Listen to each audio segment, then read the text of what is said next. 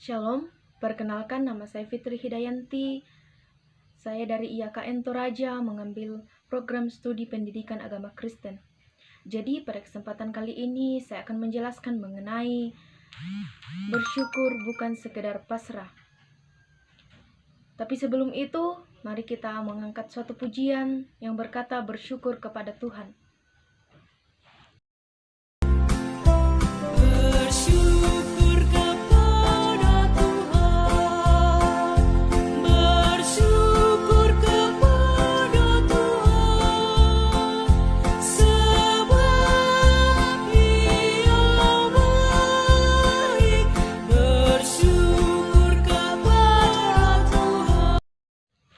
Kita masuk dalam materi, yaitu bersyukur bukan sekedar pasrah, yang dilandasi bacaan Alkitab dari 2 Korintus 4 ayat 15 hingga 18 yang berkata, sebab semuanya itu terjadi oleh karena kamu, supaya kasih karunia yang semakin besar berhubung dengan semakin banyaknya orang yang menjadi percaya, menyebabkan semakin melimpahnya ucapan syukur bagi kemuliaan Allah.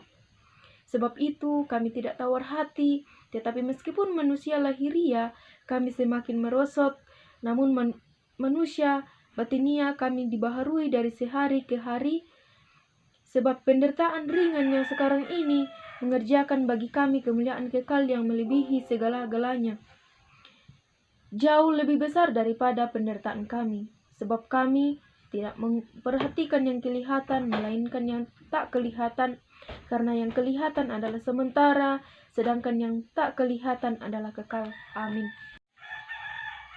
Dari materi ini kita akan membahas 2 garis besar, yaitu yang pertama, bersyukur bukan sekedar pasrah, dan yang kedua, bersyukur sebagai tindakan aktif. Mari kita membahas bersyukur bukan sekedar pasrah. Jadi, apakah kita sudah sungguh-sungguh memahami mengapa kita harus bersyukur dan hal-hal apa saja yang dapat kita syukuri? Mari kita lihat dan kita kaji apa yang mendorong kita untuk bersyukur.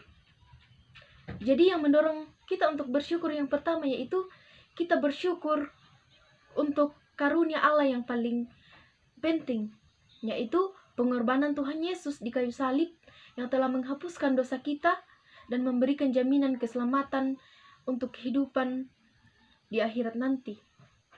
Yang kedua, mengingat apa yang Allah sudah lakukan terhadap kita. Allah sudah memberikan kita orang tua, kesempatan bersekolah, kesehatan, tempat tinggal, teman-teman, dan kesempatan untuk hidup di negara Indonesia yang sangat indah dan subur. Yang ketiga, bahwa kita harus pahami bahwa bagi Tuhan tidak ada yang dilewatkan sia-sia untuk kebaikan kita.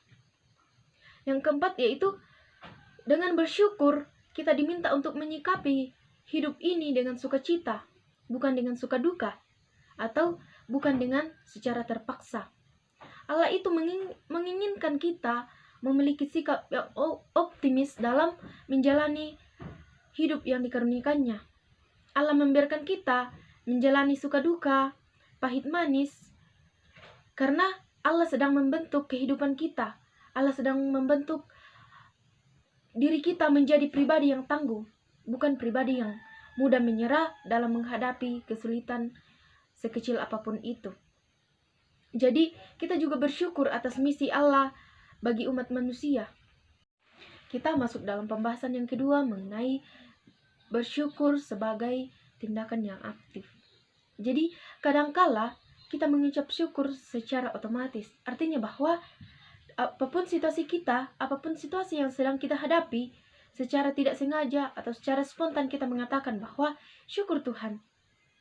Di satu sisi, ini memang hal yang diinginkan. Namun di sisi lain bahwa ternyata dengan bersikap spontan ini, kita tidak lagi memaknai ucapan syukur yang kita naikkan. Jadi, apakah bersyukur itu diwajibkan? Atau apakah sungguh-sungguh banyak orang yang bersyukur bila berada dalam situasi yang sangat sulit? Selain itu, banyak orang salah memahami dalam mengartikan makna bersyukur. Apa kesalahan mereka? Yaitu mereka menganggap bahwa bersyukur dilakukan dengan secara pasrah, tanpa memaknai arti bersyukur dengan sungguh-sungguh.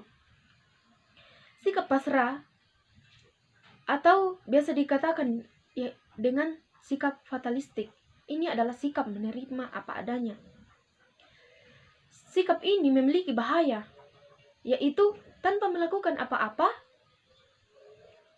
karena merasa tidak punya kekuatan, kita tetap berharap pertolongan akan datang sendirinya. Tuhan tidak ingin melihat kita, Tuhan tidak menginginkan kita bersikap pasif seperti ini. Tuhan ingin supaya dalam keadaan sesulit apapun, kita tetap memiliki pengharapan kepada Tuhan. Kita tetap memiliki pengharapan terhadap pembebasan dari Tuhan. Allah sudah menyiapkan pertolongan dan tepat pada waktunya. Namun Allah menunggu apakah kita dengan sungguh-sungguh meminta pertolongan dan apakah kita tetap bersandar pada kuasa-Nya. Jadi pada saat kita tetap menunjukkan sikap bergantung pada Allah dalam situasi sesulit apapun, orang di sekitar kita akan melihat bahwa sumber kekuatan itu berasal dari Tuhan sendiri. Rasa syukur yang kita naikkan pada situasi sulit ini bukanlah karena kita bertindak emosional, melainkan karena menyadari bahwa Allah tetap bekerja dalam situasi sesulit apapun itu. Karena bagi Allah tidak ada yang mustahil.